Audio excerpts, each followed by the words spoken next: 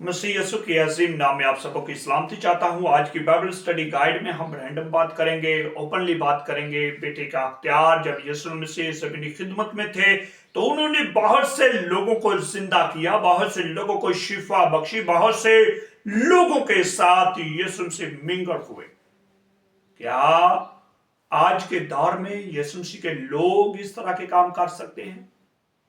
तो मेरा मानना है यस दे कैन डू, वो कर सकते हैं, क्योंकि यीशु मसीह ने कहा जो मुझ पर ईमान लाता है वो मुझसे बड़े बड़े काम करेगा। तो खुदा के लोगों, आपको तो यीशु मसीह ने ये अथॉरिटी, ये इख्तियार दे दिया है। आप उसके नाम से बाप से जो मांगोगे वो मिलेगा। आमीन।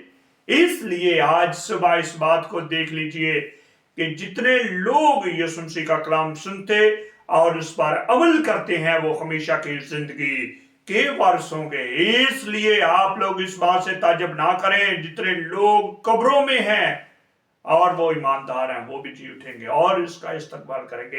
इसलिए आपको आज बताता चलूं, आपने कलाम पर अमल करना है और अपनी जिंदगी को बदलना है ताकि आप यीशु मसीह के इस्तकबाल के लिए जी उठे। खुदा मुझे और आपको बड़ी बरकत दे और अपने हिफ्ज़ और ईमान में रखे ताकि आप बहुत से लोगों के लिए सबक बन सके और यीशु मसीह के नाम से खुदा बाप से जो भी मांगे वो आपको मिल सके। खुदा मुझे और आपको बड़ी तौफीक दे ताकि हम उसके नाम से बाप से जो भी मांगे वो हमें मिल जाए। आमीन।